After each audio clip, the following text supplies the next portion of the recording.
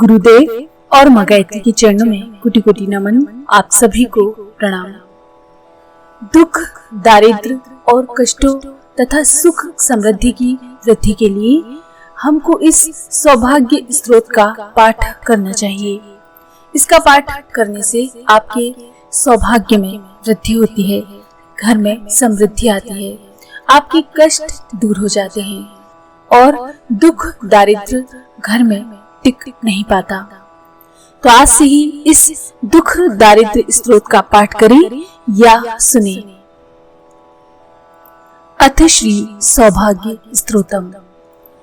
त्वदन्यः प्राणिभ्यां भयवरदो देवतगण स्वत्वमेका निवासी प्रकटितवरा भीतभिनया भयात् प्रान्तु तान्दुफलमपि चावाञ्छा समधिकम् शरण्ये लोकानां तबहि चरणवेव निपुणो कृपापाङ्गलोकं वितरं तरसा साधुचरिते नाते युक्तोपेक्षामपि शरणदीक्षामुपगते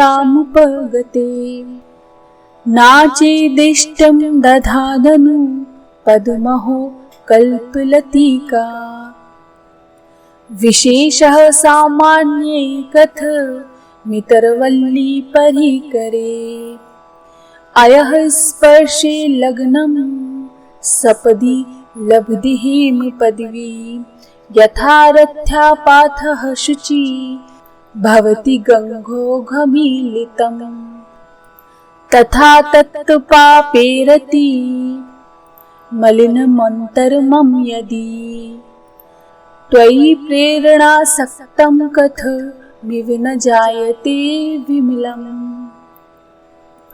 त्वदन्यस्मादीक्षा विषय फललाभे नान्यम् सत्त्वं ज्ञानमिच्छाधिकमपि समर्थो वितरणे इति प्राहु प्राञ्जः कमल भावनाध्यास्त्वयि मना सत्वदा संतक्तन्दी वमुचि तमशिनि कुरु तत् नित्यं विश्वं वश्यति हरिनिग्रहाभ्या माध्ये शक्तिं विघटयति ते हन्तः कारुण्यपूरः दारिद्र्यं दुःशीलं दुर्धिगमनं दुःखदलितं दुराचारं दूरे पतित ममर्घे दुर्भरतम् जनैर्मुक्तं भुक्तिं प्रमुख सुखसम्पत् समुदायः पुमांसं सेवरन् भगवती भावदृष्टि भरीतरम्। इसका अर्थ है, हे शरणागत रक्षके, तुम्हारे अतिरिक्त अन्य देवगण केवल हाथों से ही अभय देने वाले हैं। तुम वरदा आदि मुद्राओं का अभिनय नहीं करती, किंतु भक्तों को दुखों से मुक्त करने तथा चाहना से अधिक फल देने वाले आपके चरण ही भक्तों के संपूर्ण मनोरथों के पूरक हैं। हे भगवती, मुझे शरणागत पर शीघ्र ही कृपा दृष्टि कीजिए। मैं असाधु चरित्र होते हुए भी शरणागत के प्रति तुम्हारी उपेक्षा वृत्ति उचित नहीं है, क्योंकि कल्पलता के नीचे पहुंचकर भी यदि इष्ट लाभ नहीं होता तो कल्पलता और अन्य सामान्य लताओं में भेद ही क्या रहा। जब पारस के स्पर्श से ही लोहा स्वर्ण हो जाता है और गंदे रास्ते का पानी निर्मल सुर गंगा में मिलते ही गंगा जल बन जाता है, तो पापों से दूषित हुआ मेरा मन प्रेम से तेरी भक्ति करके पवित्र क्यों ना होगा, अवश्य होगा।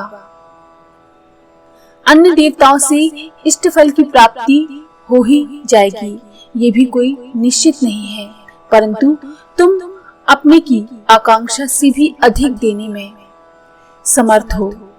पूर्ववर्ती ब्रह्मा आदि का कथन है कि अन्य देवगण तथा तुम में यही एक भेद है इसी से मेरा मन तुम में आसक्त है।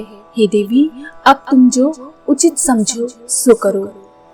भगवान विष्णु अपने निग्रह और अनुकंपा से समस्त विश्व को अपने अधीन रखते हैं, परंतु हे लक्ष्मी महारानी, तुम्हारी करुणा का आवेग उस भगवान विष्णु के निग्रह के वेग को भी रोक देता है।